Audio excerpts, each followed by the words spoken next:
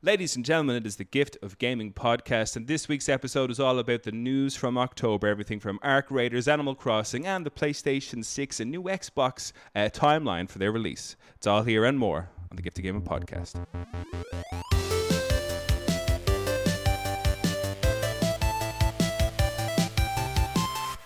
All right, today I'm joined by the artist formerly known as Mr. Xbox Games Pass himself, because it's probably too damn expensive, eh, Luke? That's correct. You're damn right it is. Yeah. Today. And of course, the console-hating, PC-playing, retro-repping, lore-seeking, full-time Canadian himself, Chris Robbins. Chris. What's going on? It's so good to have you guys both back for a news episode. I'm your host, Darren Wade. I didn't say that at the start. I'm sure people already know at this stage. Gentlemen, what video games are we playing? I am bonking.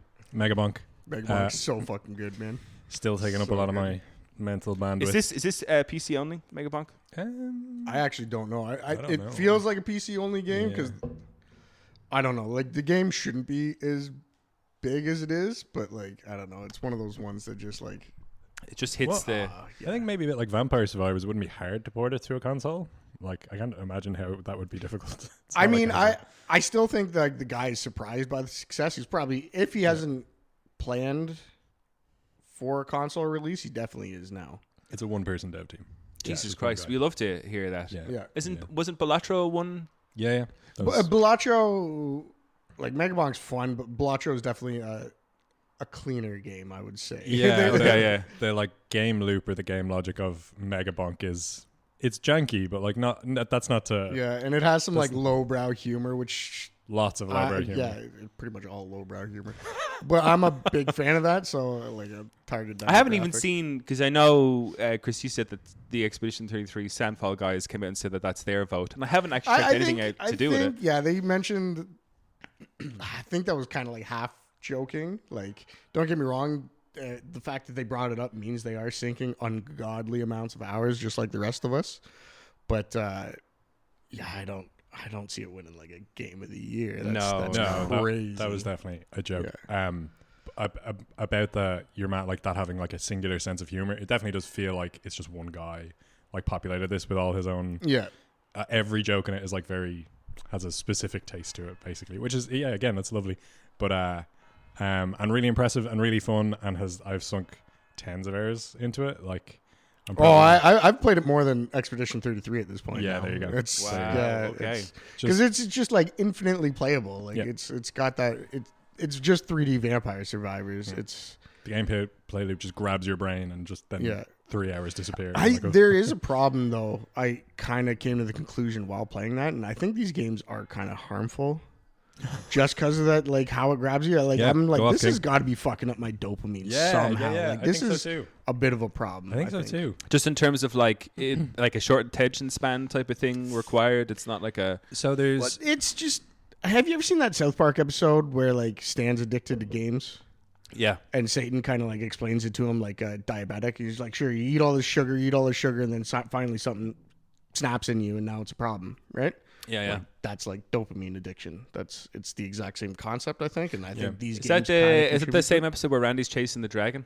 And it's all about trying to get that hit. No. This is the one with the Terrence and Phillip mobile game made by Canadian Satan, Beelzebub or whatever. Beelzebub. Yeah. No, I think you're right. There's a creator online, Dr. K, who, have you come across this? I don't know. He a lot of his focus is on game addiction, and he talks about how basically the way a game addiction or like just having a cycle like that or just like booting up a game like that is really good for kind of repressing the emotional circuitry in your brain. Yeah, absolutely. So you don't really have to process anything while you're playing a game. Yeah. I think especially one with a repetitive loop. Yeah, especially like fucking... you're having a shit day at work, you just turn your brain off. So I think there is value. Like, we all have our vices to, escape reality. I mean, but like, I think if I'm having a bad day, I'd rather sit down and play some Hades 2 as opposed to get absolutely coked out of my brain or fucked up with a bar all night. Exactly. Hades is also a great example of a game with like a game loop that just makes time disappear. My God, I cannot get away from it. I haven't played it enough yet because Mega Bonk came at a time in my life. Like, Hades demands more attention to me. Like, oh yeah, you have to pay attention to your builds. Yeah. Well, it's not even like you can zone out in the fighting, but like Hades has a storyline and dialogue that I want to like sit down and like enjoy and consume. Whereas Megabonk, there's none of that, and I was just like, I didn't want any of that. I just want to like lean back, push buttons, and watch things blow up. And that's the that's the game right there. Yeah, I do think, and I think maybe because Megabonk doesn't have any of the dialogue stuff, it doesn't have anything you can focus on really. Yeah, you don't even. It auto shoots. Like, have you played Vampire Survivors? Yep. Yeah, just like that. It just auto shoots everything. So you're literally just running around, jumping, choosing your upgrades. That's it. That's the whole game. Okay. And I've put dozens of hours into this. Yeah. Which is crazy to say, but again, like emotional suppression is a big part, I think, of what goes on. And then, like you were saying as well, not all avoidance is bad avoidance. Sometimes you do have a shitty day, and sometimes it is great to distance yourself from that. Yeah. Instead of just broil. Just step away from that Yeah. part. Yeah, exactly. Yeah. What if you're ignoring? real life things that you should probably be facing? Yeah. Which is a problem for me too, because like I got the new house and it needs constant work, and I was just like, fuck, I just played Megabonk for hours. I should really fix that together. room. Yeah. So I had to do a bit of a game detox for a bit, and now I've recently picked up, which might be too early to say, but it's encroaching on potentially my personal Gotti, which is Arc Raiders. Nice. I Okay. fucking love Arc Raiders. I've hovered over the download button a couple of times. I've watched a couple of videos and Download it. You have to buy it first. No, but that's what I mean. Sorry, yeah. the purchase button I've been hovering over, because it's 40, right? 40 quid. Mm-hmm. Yeah, which is, by video game standards today isn't bad. But yeah, I'm still watching a couple of videos. I don't know. Yeah, it's one of those things. I wish I could. It's definitely not for everyone. It's definitely not for everyone. Especially like the sweaty like FPS. Well, first of all, it's not first person, so a lot of people that's driving them nuts. Me, I kind of love the third person. Yeah. It really feels like if Last of Us was an MMO, and you have to go out and to the wild and get like items to like scavenge and. I could get down with. So see, like that's the thing. How it's been described to me is like, oh, I could get behind that. But I'm watching the clips of it, being like, is it something I'd definitely sink my teeth into? And the problem is that as well is that I am so hooked on Hades. Like I cannot escape Hades. Yeah, I haven't listened to that episode and yet. I regret doing the episode when I did, Chris, because I have like 12 hours into Hades. I hadn't even beaten like the first boss, like the first kind of. There's like two main bosses in the game. I hadn't even beaten the first main boss. I've only of the beaten game. the first area. Like I haven't. So I'd gone there and talking to Craig about it. Craig had pretty much finished it, but I wish I could do the episode now because I have learned so much about the game. The loop is just incredible. How's The it bonuses. stand on? You think it's a Gotti nominee? Don't tell me anything else except for. Do I think it's a Gotti nominee? Yes, and it is the closest thing to me that would take Expedition 33 out of the Gotti season. And I say that in a Expedition 33 is my definitive game of the year, but it is exceptionally close now with the hours I've put into Hades 2. I'm like, it's like Expedition 33, hugely enjoyable game from a narrative perspective, whatever, but Hades 2, I'm sitting back being like, I love playing this game. It's just so enjoyable. The other thing, Megabonk also made me realize, because I've always been a big fan of, time to... time spent to money, like that financial, like being a big driver for what I consider a great game. But the fact that like I've put in as much or maybe more hours in Megabonk than Expedition 33, and it's like a fifth of the price, it's still not on the level. So there is something I have to kind of evaluate how I approach what I consider a game of the year, because there's no way like Megabonk can compete with Expedition 33, because Expedition 33 did offer a lot more than just the investment of time. There was the beautiful art, the crazy soundtrack that I'll probably listen to for the rest of my life. Yeah. And just, So, well, I think this is a good segue if we're talking about Gottis. The first story we have on today, because this is the October news episode, is that Claire Obscure Expedition 33 leads the Golden Joystick Awards for most nominations at this stage in time. So cool. It wasn't up for... Did you guys look? Did you guys vote? Well, I voted, and I also have the full list of things here. It wasn't included in Game of the Year, which is crazy. But the Golden Wait, I had a problem with, I think last year, Chris, you and me spoke about how the Golden Joystick Awards last year I thought was a funny, because it's purely by the vote of the people, right? The Golden Joysticks. It's a funny one in terms of how things. Because I don't think, to me, it's a vote of popularity with the Golden Joysticks Awards as opposed to critics, being very kind of, I suppose, critical about a game. Vote. It's a hype vote. It seems to. Yeah, I don't even. Because hype can take over, even over popularity. Like if you have enough people voting online, like there's enough of a wave at the right time. Well, I'll go through this article. It goes through all the categories the Golden Joystick Awards have. Some we're not interested in, but I have them all here. We can go through it and just get our thoughts. So this is coming from Ian Harris at Games Radar Plus. The year is coming to an end, and that can only mean one thing. It's time to vote on the best games of the year as the Golden Joysticks are back for 2025. Voting is now open in 21 categories. This is now closed, by the way. This is an old article.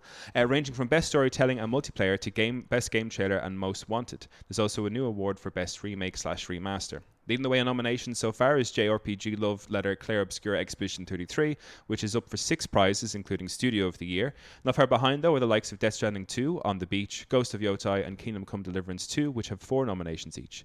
Meanwhile, popular indie hits like Hollow Knight, Silksong, Sword of the Sea, and Peak are also represented with multiple nominations each. Voting is now open and will remain so. Well, say this is all closed, but blah, Peak blah, blah. getting a shout out really makes me happy because that was another game that's just. As always, there's more to fun. come. The Ultimate Game of the Year shortlist will be announced on November 3rd, and voting will go live the same day. So by the time this episode comes out, so we might get it. Might appear so here. there's still another Game of the Year. This is the Ultimate Game of the Year one that they'll announce. Yeah. Okay. So All I right. mean, there's a chance it might not be there, Chris, but I'm hoping. No, it will has to be It there. has to be, yeah. But the fact that it wasn't in the other kind of gaudy character or categories in this They current have list they have is, 2 for a console game of the year and a And PC PC game of the year, year. and it's not on Yeah. there. There will also be an additional selection of critically acclaimed winners that will be unveiled at the awards ceremony on November 20th. Now that that's out of the way, here at the awards and nominees. So I'm going to name the category. If you have any interest in it, we can go through the nominees. If not, we'll move on. Best storytelling.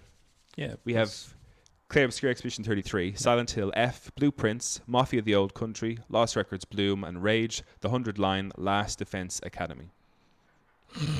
I mean, Expedition 33 for sure. Not even a question. Yeah. Blueprints getting a shout out in there is interesting. Well, a lot of people had Blueprints up as for the But actual storytelling, Game of the Year though, awards. like maybe it's just the delivery of the story. I don't know. I've played the main story of Blueprints, and actually knowing the background story is not required to beat the game. It's more like there's like heavier duty puzzles that kind of unveil actually what the story is behind the game, and so I don't fully know Okay. what the story. So to hear that shout out in the story category, I'm like, maybe I should dig a bit more into that game. Yeah, maybe I think for Claire Obscure Expedition 33 best storytelling, it's slam dunk. yeah, it's so slam dunk. it's so unique. I think in terms of a storytelling. Best multiplayer game. We've got Battlefield 6, Peak, Elden Ring, Night Rain, Split Fiction, Mario Kart World, Rematch. This is a tough one. My vote went to Night Rain because I enjoyed that a ton. I really loved it. It's definitely, I don't see it winning. It's going to be Battlefield 6 or Mario Kart, I think. I hope it's not Mario Kart. I think this is going to sound very mean of me, but having had the Switch 2 and Mario Kart for some time now, Mario Kart World's not a good Mario Kart game. Really, you don't think so? No, Mario Kart 8 is a far superior Mario Kart game. I'll for give sure. it time. We've got so It much. took time. It fun. took time for 8 for people to come around to.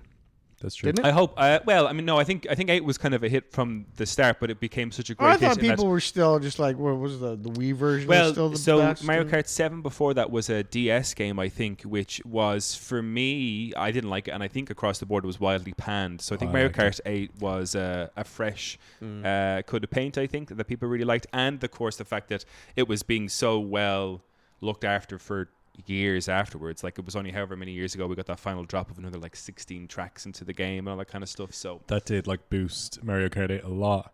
I thought World Mario, is that what it's called, Mario Kart World? yeah. Yeah, I thought that was really well received when it came out, and we definitely had a lot of fun with it. We had a lot of fun, but I have not touched that game Yeah. since. Do you know what I mean? Whereas Mario Kart 8, I'd never owned it, but I wish I did. But I know Craig would have had hundreds of hours in it and stuff playing it as well. There was just lots to do. Whereas, and the open world part of Mario Kart World is not fun. I don't think that was ever for me. No. Yeah, I could see. I don't know. I mean, for kids maybe, I guess, but it's so barren. It does nothing to do really. So yeah. So my vote there went for in terms of ones that I played, I went for Split Fiction. But I think Battlefield 6 is probably the obvious winner. Yeah, I think so. I think Night people are Rain- already pissed at Battlefield 6, though. Why so? They just monetized the shit out of it Oh, really? already. Oh. Yeah, and they released the Battle Royale mode. Still which is a easy. standalone, and it's entirely free. So now people are like, well, what the fuck did I just pay like the $80 for? Yeah, true. I downloaded the Battle Royale. The bit Yeah. had a few matches in it. It's a little bit. It feels like it's the exact same as Call of Duty, Warzone, but I'm struggling with it more than I struggled with Warzone to get good. It's more. I think it's more. They lean more heavily into like the military sim. Yeah. So I think the guns are a touch more realistic and shit, and there's tanks and jets and shit like that. I really embarrassed myself. I did 2 rounds and I really embarrassed. I was chasing a Didn't do guy. I should have had this guy KO'd in no time at all, but I was running around. He only had a pistol and I had a full heavy machine gun loaded with 200 shots, whatever else. Shooting everywhere. Breaking open windows, whatever else. Getting his armor down, and he eventually just killed me with a pistol. And I was like, Doing the old school like Looney Tunes outline of them. in the end, my gun just shoots out a white flag with a surrender out of it. Like, yeah, I was bad at it. Moving on, we got best visual design. It's an interesting one. Death Stranding 2, Clair Obscur, Midnight Walk, Ghost of Yotai, Sword of the Sea, and Assassin's Creed Shadows. Oh, Midnight Walk. Sorry, I was thinking Baby Steps. This is a slam. I think this is the strongest part of Clair Obscur is actually the design. Yeah, for sure. I agree. Well, maybe I don't know. The music's pretty fucking good. And Well, then no, fresh take on turn-based. Yeah, I don't know. It's I a think- whole package. Yeah, Who am I yeah, kidding? that's the thing. Yeah, the music is excellent, but the art design was the first thing I remember going into that first dungeon in the underwater kind of area and looking up, being like, "This game is." Oh, I'm actually looking at Midnight Walk here. It looks Midnight Walk is cool, and it's one of those. I think it's one of the tailored down like frame rate games. Is the Midnight Walk the Xbox one, the Down by the Bayou one? No, it's Midnight Walk. You're this little candle guy. yes, yeah. That was on Summer Games Fest maybe or something. Last like that. year's Games Awards, I think. this looks awesome. This looks really good.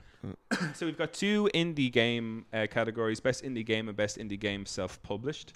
I guess I'll just read out the best indie game. I'll go Blueprints, Citizen Sleeper 2, Wanderstop, Skin Deep, Despolate, Hurdling, Abiotic Factor, Baby Steps, Caves of Cud, and Deep Rock Galactic Survivor. Caves of Cud got my vote here. Yeah. Caves of Cud. It's the DOS looking game. Remember? I know what Caves of Cud is. I thought that's been. This is the 1.0. No, it's been in development for like something like 7 or 12 years. I don't know, Jeez. but Yeah, it went double full digits release years. this year. Yeah. Okay. That's My- mad. Yeah. My vote here was a little bit cheeky because I hadn't played the game, but I love the look of it. Was Hurdling. Hurdling. The You guy- based on how you like the look, you definitely would have voted for Caves of Cud. Wouldn't have voted for Games. No, it looks like DOS. Like they had Yeah. they had a vision in mind. Moving on, we go to best game, indie game self-published: Hollow Knight, Silk Song, Hades 2, Sword of the Sea, Peak, Keep Driving, Spilled, Lonely Mountain, Snow Riders, Deltarune, Promise Mascot Agency, and Consume Me. There's a Hades 2 Slam Dunk. Yeah, But I Hades don't 2. know. This is another one. Like, I'm pretty sure Sandfall is technically indie and self-published, and they're not in either of these categories. I don't think they're self-published, are they? I'm pretty sure they're self-published. I could be wrong, though. I'll look it up and do my research. They're a double A studio, though, right? I don't even opposed- know what that means anymore, man. Yeah. I always think that the single A is indie, the double A is like your gateway into. No, indie is like Larian is technically indie. They publish themselves. Yeah, it's a That's AAA exactly game, what it is. yeah. Like, you publish yourself. The indie one has gotten more and more It's- confusing every year, yeah. I think. They're just gonna have to go by like size of dev team now or something. I'm going to go through because I'm just realizing time-wise, we should probably, Oh, sure. move on. But still playing award for PC, I'll skip. Still playing award for mobile, I'll skip. One category that I do like that is here is the best remake/remaster. And in here we've got Metal Gear Solid Delta, The Elder Scrolls 4 Oblivion Remastered, Trails in the Sky, First Chapter, The Talos Principle Reawakened, Gears of War Reloaded, Tony Hawk's Pro Skater 3 and 4. See, I like that. I think I'd like a best remaster category. And then, because I believe this A is remake tough should still be contenders for Game of the Year. Yes. Remaster should just be one, of its own out of it, category. yeah. Yeah. This one's got to go to. Oh, fuck! I forget now. Oblivion Remastered? Yeah. I mean, what? Oblivion Remastered for what? Like, how many times has Oblivion gotten the up-res treatment? No, just or am I once. thinking of Elder Just Scrolls? once. you think no? Oh, I'm thinking of They're all Elder Scrolls. You're thinking of Elder Skyrim. Scrolls Skyrim. Skyrim Yeah. is what I'm thinking of. Yeah. That one has come around and about Yeah. 7 times at this stage. Just let it die. Studio of the Year, Team Cherry, Sandfall, Sandfall. Aggro Crab, and Landfall. Blooper Team, Slow Clap, and Rebellion. Sandfall. Hard for me. I think Team Cherry definitely gets a lot of clout. Just Silk Song? What do you mean, just Silk Song? That's all they did this year. Yeah. You think and against you take Silk Song over Clair Obscur? It's not about which is the better game. It's about which is the better studio.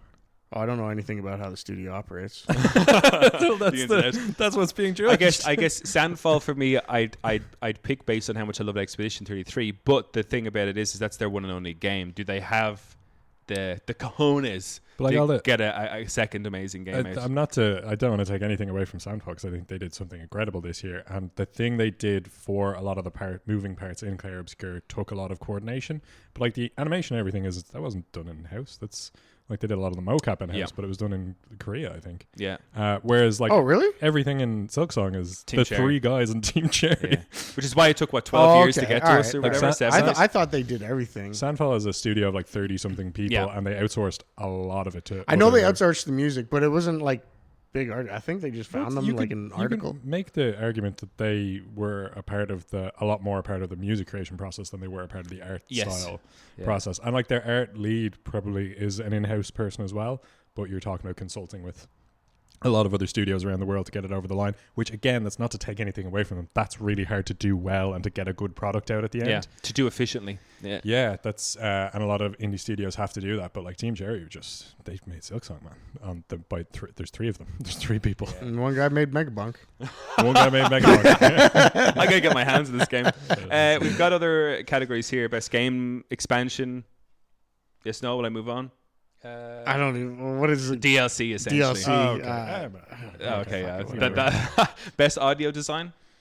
This is Clair Obscur?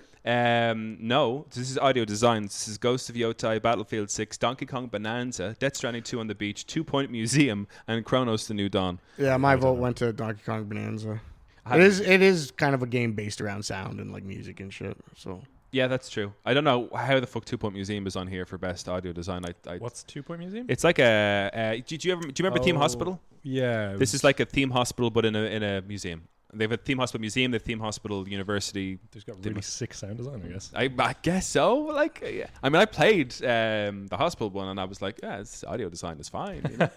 Best soundtrack, Chris. This is where we want to be. Yeah. Clair Obscur Expedition 33. South of Midnight is the one I'm thinking of. Silent Hill F. Eric Shawn, The Stolen Dream, Deltarune, and Sword of the Sea. I mean, it's Expedition 33 is my vote, but I love the. I think it might be the best soundtrack of all time. That's bold. It's bold, but that's a tough one. It's so good though. It's so a lot of the moments that I go back and like rewatch. If I don't rewatch people play Expedition 33, but when clips come up, it's always of them reacting to like musical beats or musical moments in the game. Yeah. So I agree. Yeah, Expedition takes that. South of Midnight. We'll get to it at some point, but it's one of the Xbox games that I hope comes to thing. I'll finish the article and I'll come back to the Xbox stuff, Luke, because there's a conversation we need to have quite quickly. Best lead, very serious. Best lead performer. Do you want to go through category there? It's probably just Ben Starr again. I don't know what he did this year. No, so Ben Starr is actually only in supporting performer because Jennifer English, apparently Mael, is the main character in Clair Obscur. Oh, she didn't. I remember voting for this, and she didn't get my vote. It was my least favorite character in the game. So that's fair. And then in best supporting who performer. were the other nominees? Now I can't. In lead performer, we have Troy Baker in Indiana Jones, Tom McKay, Henry in Kingdom Come Deliverance, Alex Jordan as John Dulski in The Alters, Erica Ishai and Atsu in Ghost of Yotai, and Adrian Ray Hazel in South of Midnight. I don't even know who I would have voted for. Troy Baker. I mean, Troy Baker probably just because I'm a bit over Troy Baker being in everything, but my God, does he do a good Harrison Ford impression? Holy shit! That is who I voted for because I remember his Harrison Ford. Yeah, it's insane. And then the best supporting performer, Troy Baker, as Higgs Monaghan in Death Stranding 2, Jim High as Eric in Kingdom Come Deliverance 2, Ben Starr as Verso in Clair Obscur, Lucy Griffiths as Alva in Eric Shawn, The Stolen Dream, Logan Cunningham in Hades 2, and Mario Escavro as Emmerich Voss in Indiana Jones: The Great Circle. Here I went Ben Starr just because I'm a big Ben Starr fan. Kind of disappointed they didn't give the guy that played SK a nod because he did both translations. Yeah. He's such a great character. PC Game of the Year. Hollow Knight Silk Song, The Altars, Kingdom Come Deliverance 2, Peak, Abiotic Factor, Dune Awakening. God, I think I gave this to Peak because I actually like the game, and the other ones are, Yeah. I think just as a group of gamers, we're sleeping a bit on Kingdom Come Deliverance. I don't think any of us have. So played I it, and know. But it's big and it's solo, and like I don't know. Like I just did my big solo game for the year. Graham showed me. So Graham, my brother, who's not on the podcast, he played through Kingdom Come Deliverance, the first one, only finished it there recently, and we'll probably get onto the second one. He just needs a bit of a break. But he showed me clips from it. There's a part in Kingdom Come Deliverance 1 where you go undercover as a monk in a church, but you have to go like to prayer on Sundays. It was like it seems like the most fucking immersive kind of action role playing game. I'd be keen if I had the time, and I just do not have the time right now. Yeah. But it looks witty, funny, and I'm all for an immersive action RPG. So yeah, you're right, Luke. I think it could surprise us with some of the. It's getting rave reviews. There's a really big crowd. Like I keep getting surprised by the number of people who come out and put it like way up there as their game of the year. So I do think it's got a lot. I haven't played any of it. I've barely seen any gameplay, but I think we're sleeping on that a little bit. But console game of the year: Donkey Kong Bonanza, Monster Hunter Wilds, Ghost of Yotei, Death Stranding 2 on the Beach, Sonic Racing, Cross Worlds, and Mario Kart World. I think I gave this to. It was either Donkey Kong or Mario. I gave it to Monster Hunter Wilds. It was the only one there I could, and I don't think it deserves it. But I haven't played Donkey Kong. Mario Kart World, I don't think deserves it over Monster Hunter Wilds. Bold claim. Bold claim. Mario Kart World just hasn't spoken to me. It has not spoken to me. I thought Wild didn't speak to anyone. No, but I had more fun. It was easy, but I had a lot more fun playing Wilds, and I played it for a lot longer as well. In fairness, we've got best early access game. I think we can move on. Oh no, I want to hear these. These are kind of my favorite. Yeah, usually the ones I play the most. Grounded 2, Schedule 1. Yeah, Schedule 1's the vote. It's Nine Kings, Repo, Skate, and White Knuckle. Yeah, it's definitely Schedule 1. This game blew up in a crazy way. I'm giving it a Google. It's a drug dealer's sim. I've seen the thumbnails for it. Yeah, actually, that's gas. I'm only mentioning this one because there's a best gaming hardware section, and it's got Nintendo Switch 2, Nintendo Switch 2 Pro controller, some Nvidia and Razer Blade stuff, and AMD things I don't understand. But I like this one because I'm actually thinking that the Nintendo Switch 2 Pro controller is probably my favorite controller of all time. I like it. Feels real good. I imagine it feels good, but there's nothing groundbreaking there. It's like the first time you guys have used back buttons, so now you guys are like starry-eyed. No. So it's not even. I don't even use the back buttons. It just feels so nice. Yeah, it's just ergonomically hands. really good. I've been using back buttons for years, and it just feels good. Doesn't it feel like the first Pro? The first Pro was good. It feels it distinctly doesn't, which is mad. It's slightly smaller than the first Pro, and it's just smoother. It feels like it's better quality. and the weight wise, it's a perfect weight as well. I was sitting down last night playing Hades 2 on the TV, which would be rare. I'm usually kind of undocked playing my Switch 2. I was sitting there on the Pro controller being like, oh, this is a nice gaming experience I'm having across the board. It's really good, and I appreciate like the Xbox 360 era was a peak ergonomically good controller. And I really appreciate the ergonomic side as an Xbox gamer who doesn't get all the fancy bells and whistles of your PlayStation controllers. I thought I loved the new PlayStation controller until I realized the battery is the worst thing I've ever seen. Oh, is it? Yeah, I do love, as someone who doesn't own a PlayStation, I do love the current PlayStation controller. I think it's fantastic. I think I love it, and in fairness, I have a. What have I got? I've got 3 controllers now at this stage. So this is going to be like, first world problems, Darren. Not really, but in terms of I just have I have a dual charging thing for my controllers that they're always sat in. So once one goes out of battery, I'm just switching. So like the battery thing has never bothered me, but I love the DualSense, the haptic feedback, and the little touch of detail of the triangle, X, square, circle of like tiny things etched into the controller skin is just. I love it. All the like little gimmicks in it and stuff with the like the lights, there's the motion sense, but like the speaker that like that's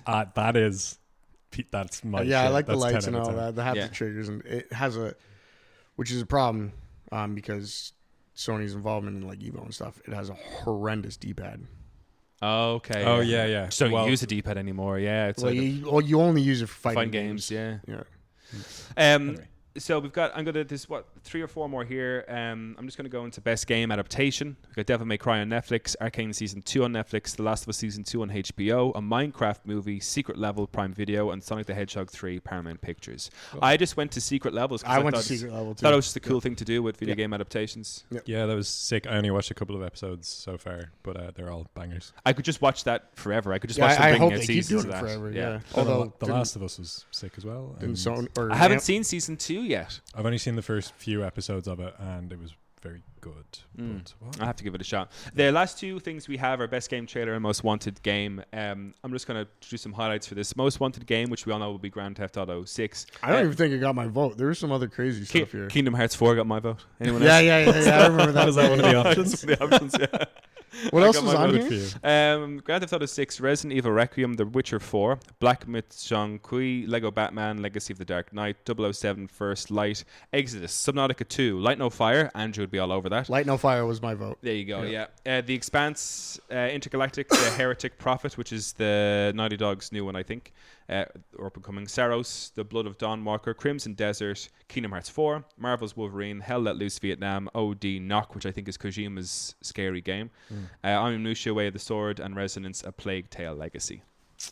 So for me, it was definitely Kingdom Hearts 4. Like I said, As soon as you saw that. Yeah. So that's the kind of the nominations for giving us kind of a.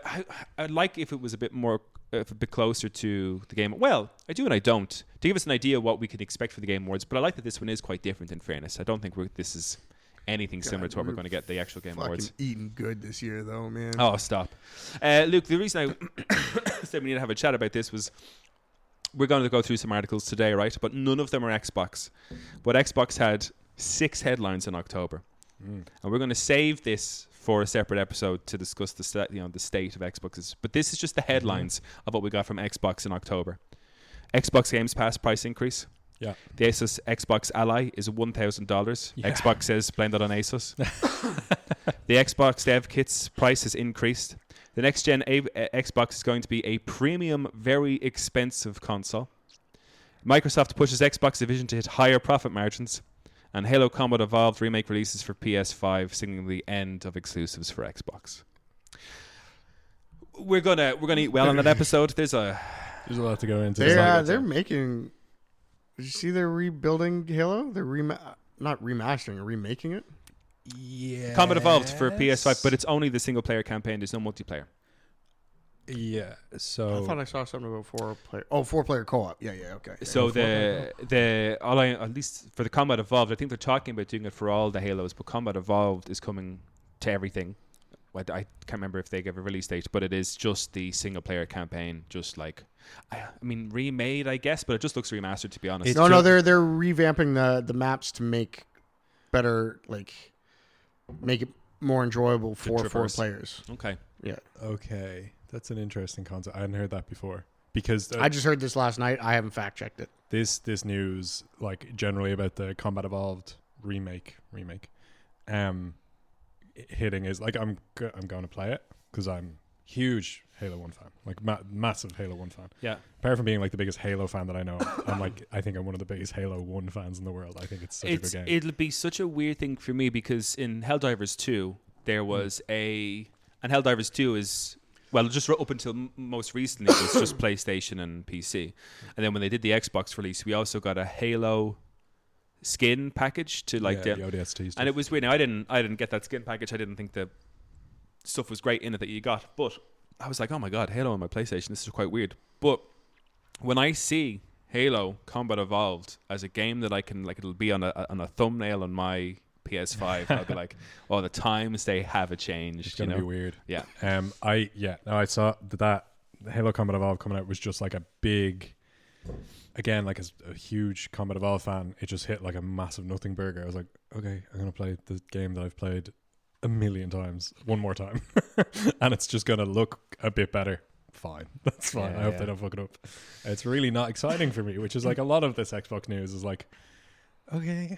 And like, to me, it coming out and it being out for everything, it was kind of like a sad, bell ringing as opposed to a hooray, we all get to play Halo. I was like, ah. Yeah, you'd hope like there's a part of me that would love. There's like a coping part of me that would love to say it's like, oh, Xbox like really cares about the democratization and like getting rid of like exclusives on console. They don't give a fuck about that. They clearly just care about money. So. Yeah. And the reason they're doing it, because that's the thing as well, is they had these exclusives for so long, and now that they spend billions on Activision, we need to save this for our episode. But on this. Yeah, they spend billions on Activision.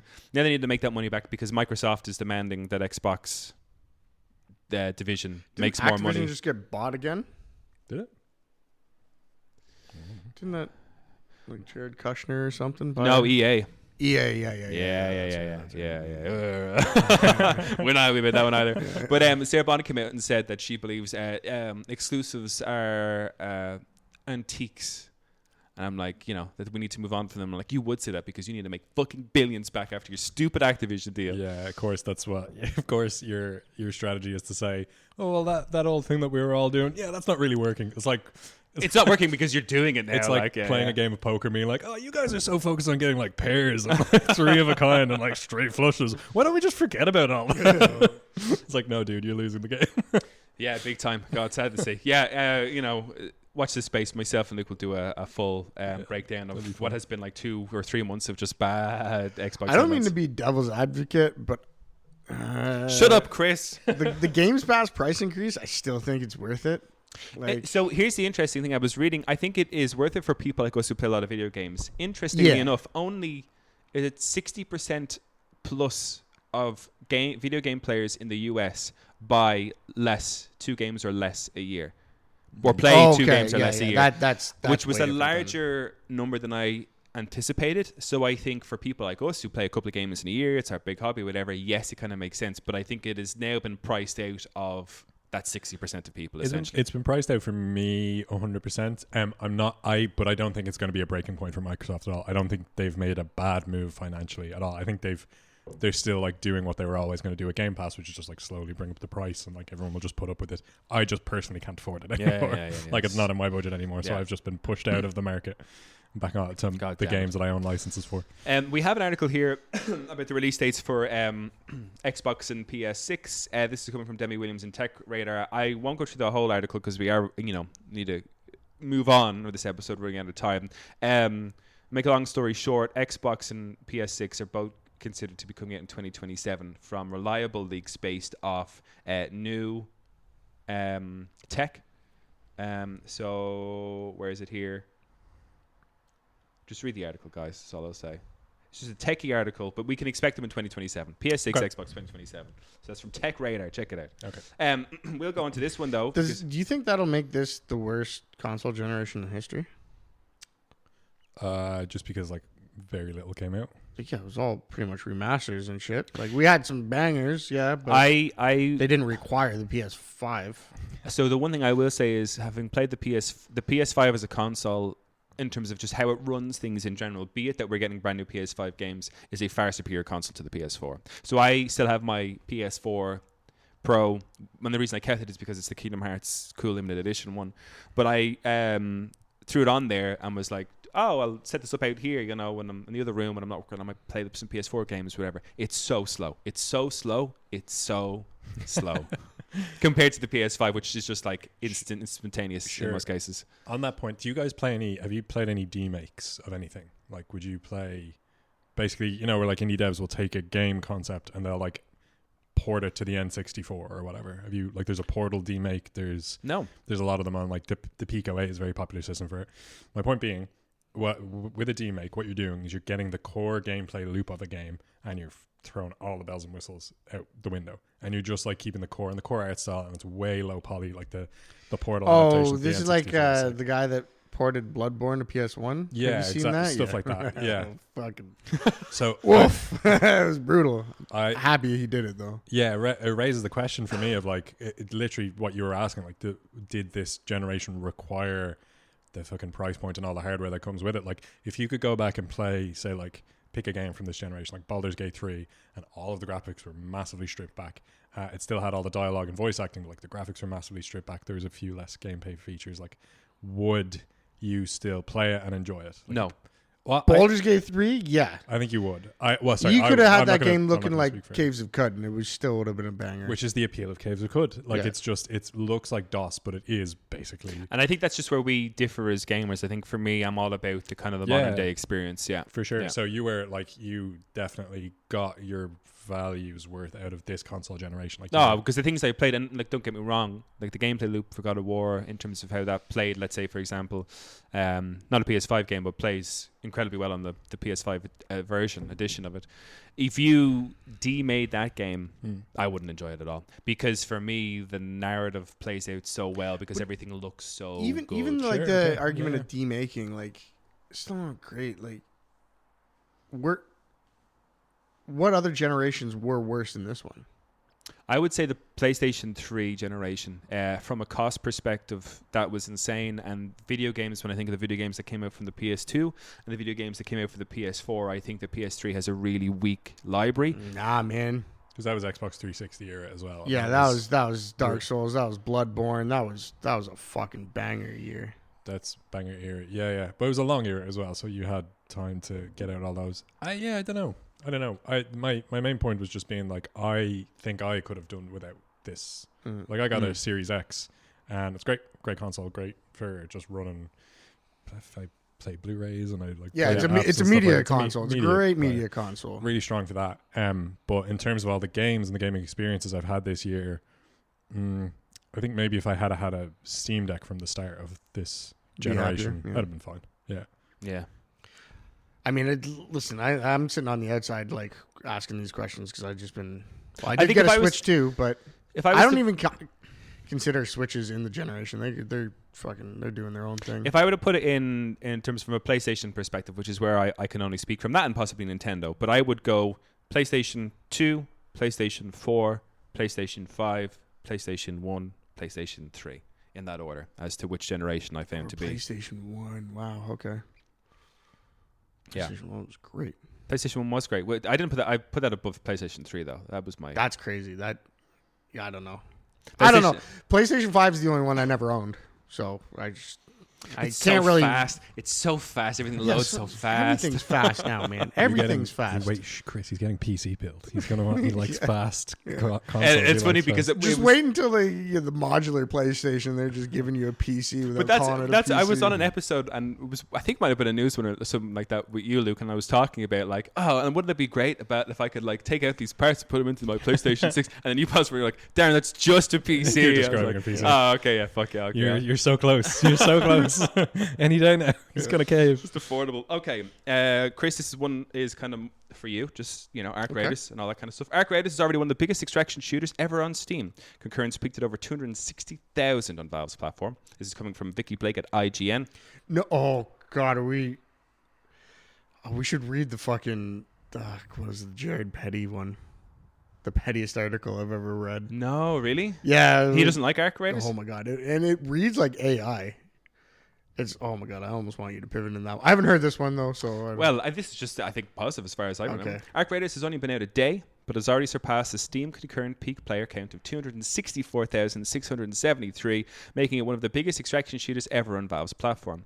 Given Arc Raiders ended its recent server slam playtest with big player numbers on Steam, developer Embark Studio was likely braced for a bumper launch day, which is just as well as it's currently one of the biggest games on Steam. Just Battlefield 6, Counter-Strike 2, Dota 2, PUBG, and viral hit Escape from Dukov clocked up bigger 24-hour peaks. Escape from Dukov. Yeah, you're just playing as a rubber ducky. Really? I think that's a single-player game, though. I don't know. Anyways, apparently, it's an extraction. Oh no, is it an extraction shooter? Escape from Tarkov is the. Anyway, yeah. Escape from Dukov. It's but is it not a mistake on that? I think it's single player though. I don't know. I might be wrong. Well, this means that more people played Arc Raiders on Steam in the last 24 hours than even free-to-play titles like Apex Legends and Marvel Rivals. The true number of players Arc Raiders will of course be bigger than its Steam count, as it also launched on PlayStation 5 and Xbox Series X and S. Neither Sony nor Microsoft to make player numbers public. It's also worth bearing in mind that Arc Raiders launched midweek, so the expectations for player numbers to grow as the game heads into its first weekend. For now, we can say the launch is truly impressive on Steam, where Arc Raiders has a very positive user review rating after over 8,800 reviews. Can I just, for juxtaposition, of put course. in the first paragraph of Jared Petty's? Yes. article? Read the whole. Yeah, let's whole go. article, read the whole article because it's also by IGN, And like it was only 2 weeks prior to this one. Right. And listeners, just pay attention to what you just heard from Darren. Arc Raiders is the most "it's fine" game we've played in a while. The subtitle is "It's the Toyota Camry of extraction shooters." Damn. Arc Raiders is blisteringly, aggressively archetypical. Like it sounds like AI or like 5-year-old using like a thesaurus for the source term. The extractionist extraction shooter that's ever extracted. It's one of the least surprising games I've ever played, holding so much in common with its inspirations that they're almost comically indistinguishable. For preview purposes, this is a very good thing. If you ever enjoy other games about scavenging goods while avoiding PvE foes and robbing PvP humans, you're probably going to like Arc Raiders. If you don't, then there's likely nothing new here to tempt you. This game is so unabashedly tied to its progenitors that the hero's default melee weapon is a pickaxe, the same weapon Fortnite metaverse heroes dropping off the battle bus to lug into combat. That's a cute enough homage, but it's only the tip of the iceberg for the ways Arc Raiders will be instantly comprehensible to those who play Battle Royale tree-punching survival games or Extraction. There's very little that feels truly original, but the components bottled together from other successful live service games click together predictably and produce a satisfying result. The goal each round is simple. Go to the surface, then get back underground alive with better loot than what you started with. Two forces stand in the way of that goal. The first are the Ark, AI-controlled robots that wander the map searching for any signs of organic life. The Ark are no trifling threat. Even the smallest bots can prove surprisingly dangerous, especially in groups. The little spider-like scurriers are downright upsetting for an arachnophobic like me. And the large... Oh, sorry, I'm getting an ad in the middle of this. And the large crawlers do not mess around. Ark wander the map, listening for the sound of search or battle and swarm any humans they find. I'm going to skip because it's just describing how the game works. If you choose to play Arc Raiders, you best enjoy watching your back because, to quote Casablanca, this place is full of vultures everywhere. What? Like any fucking shooter that ever existed, you always have to watch your back. Like, it says a bit about cleverly designed maps. It says the environments are passable with the usual collection of rusty warehouses, abandoned apartment buildings, and overground vacant lots you find in post-apocalypse shooters. Arc Raiders is meatloaf without much plate presentation, but the meatloaf is tasty if a little cold. He's just dogging on it. The whole article is just him. I guess he I compares guess it to Fortnite again, where it's like it's Fortnite with like a daisy coat of paint or something. And it's just like it is nothing like Fortnite. No, nothing. It's crazy. I'll just read the very This guy got flamed, though. Like, this article became super popular for all the wrong reasons. Right. Yeah. The very last paragraph of it is Arc Raiders previews pretty well, perhaps because its design conservatism makes it so instantly familiar. There's absolutely nothing here to challenge what came before, but sometimes that's okay. Overall, the Arc Raiders loop seems pretty well tuned to satisfy. Make it to the surface, to loot and kill, bring your goods and experience back underground to improve your abilities. Head back up stronger and find stronger gear, and repeat. There are worse ways to spend an afternoon. Oh man, he doesn't like that game. He doesn't like that game. He just doesn't like that game. It was. A lot of people think it might have been a hit piece because IGN also gave Marathon glowing reviews, this is Marathon's biggest competition right now. Oh yeah, okay. Yeah, and Marathon was not accepted well at all. There was the asset stealing game, and like apparently the gameplay loop wasn't good. So I don't know if I can read hit piece into that. I just think he really doesn't like it. Yeah. Like Which is fair, and I suppose one thing that I'd find refreshing is that I always think that IGN articles tend to be quite beige in that we kind of like everything. You know, they don't really tend to rag on something. But it's like, listen, if someone doesn't like a game, they want to rag on it. I'm all for it. I might disagree, but listen, it's great to get a different take. But to continue on Vicky Blake's one. It'll be interesting to see how Arc Raiders fares when perhaps one of its biggest competitors, Escape from Tarkov, debuts on Steam next month. Another key competitor could be Marathon. Arc Raiders design director previously said it was fortuitous timing to have Bungie's extraction shooter launch a playtest around the same time as its own, calling it a great A-B test for us. Earlier this week, Embark insisted it wasn't worried about Arc Raiders coming out between Battlefield 6 and Call of Duty Black Ops 7, insisting, quote, "We believe the game can launch there.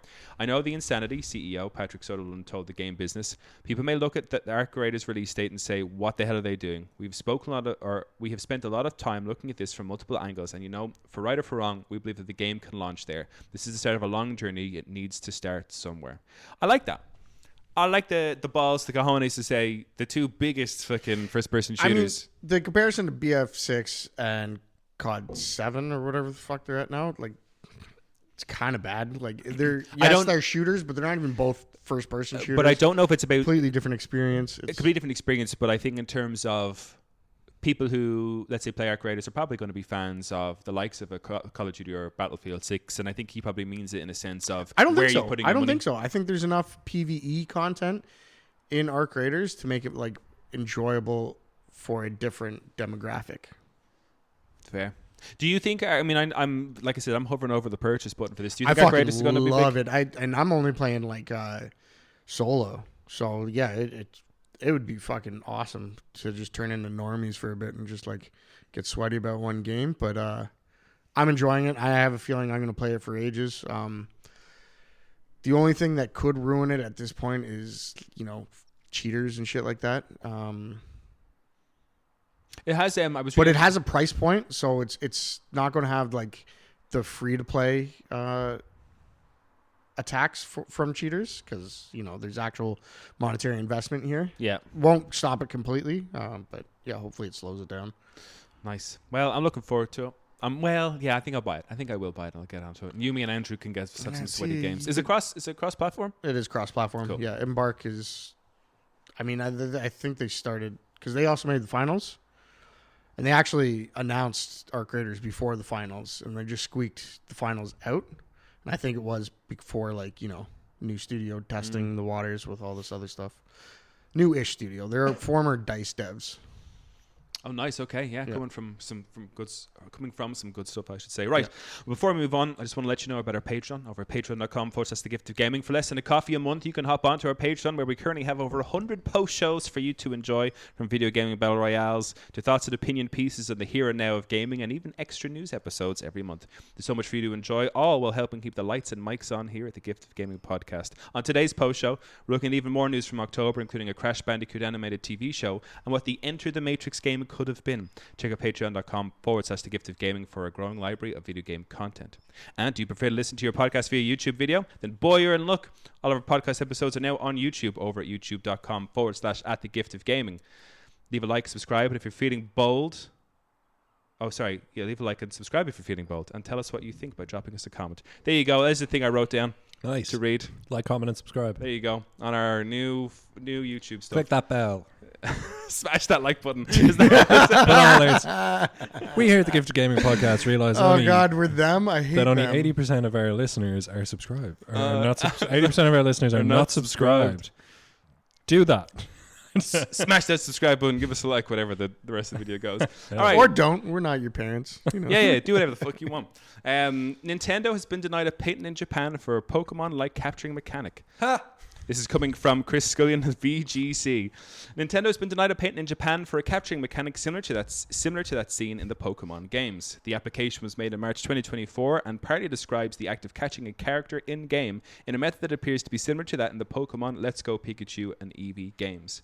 Among the patent's description, via machine translation, the mechanic, quote, causes the computer to, when the capture item hits the field character, make a capture success determination as to whether the capture is successful, end quote.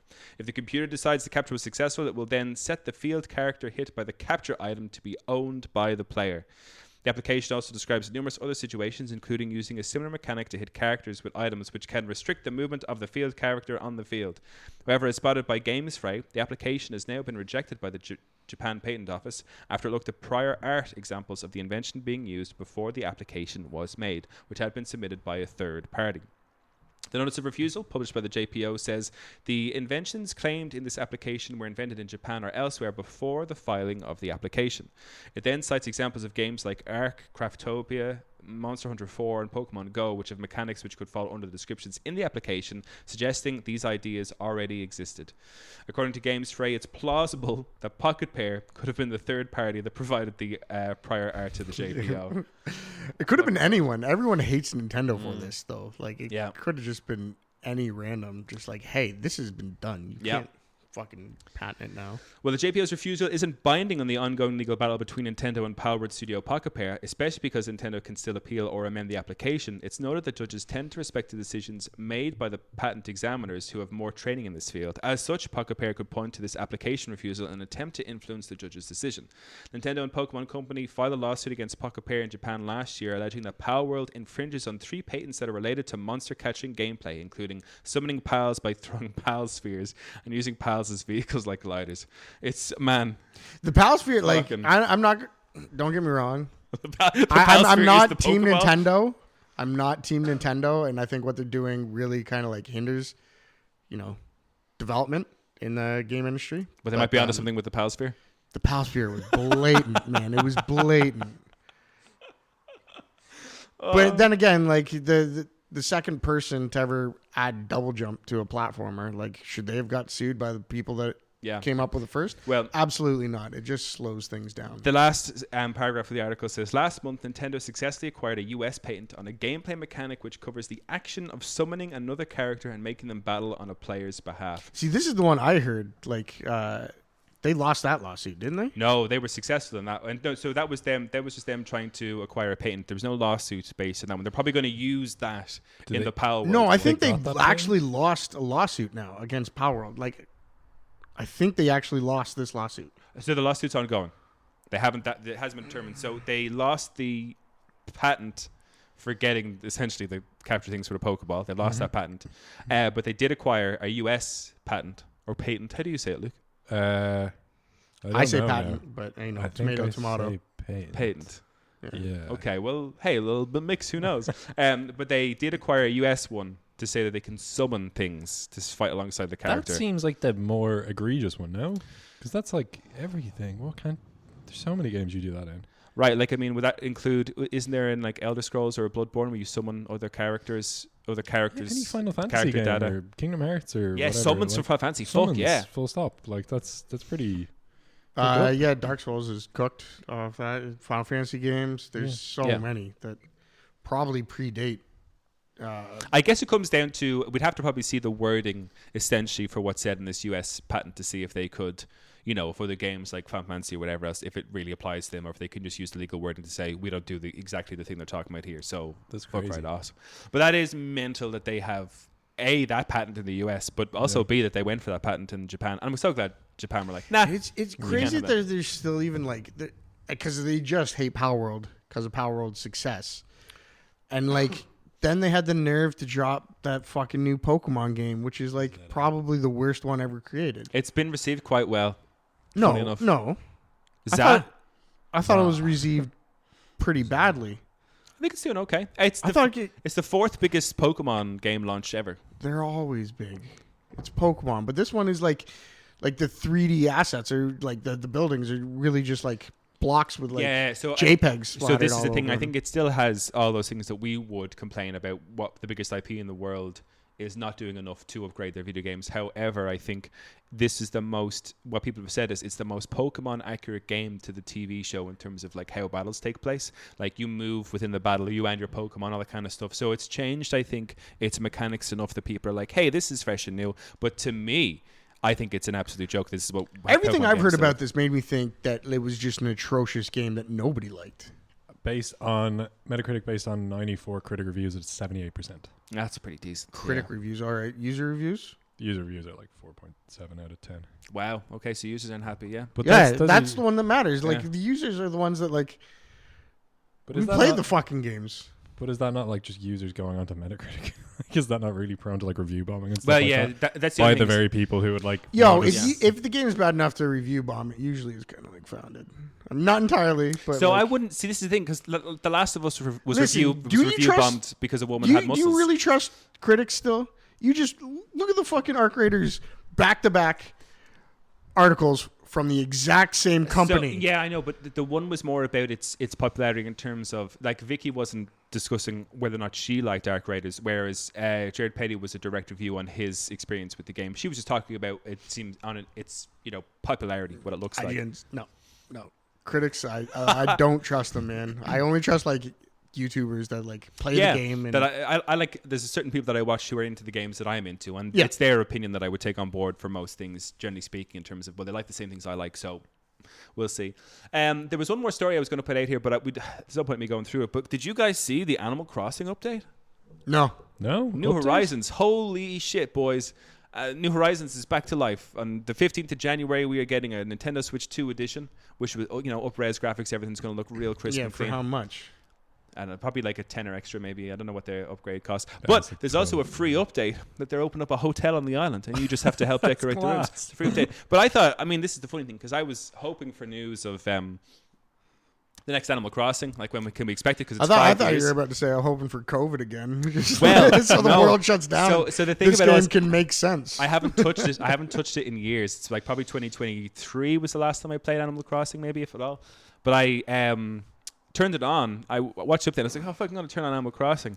Man, that little French horn motif at the start of that thing just brought me back to like this safe, cozy place I was in when COVID was terrifying. Like the I was like, oh yeah, that's the good shit. Will you get it on the Switch too? Will you get the upgrade pack? Potentially, I think the game would need to have people come in, because that's the comments on this article that I pulled out. I'll mention the article just so if anybody's listening wants to go and have a read. This article comes from Eurogamer by Matt Wales. This is published on the October 30th.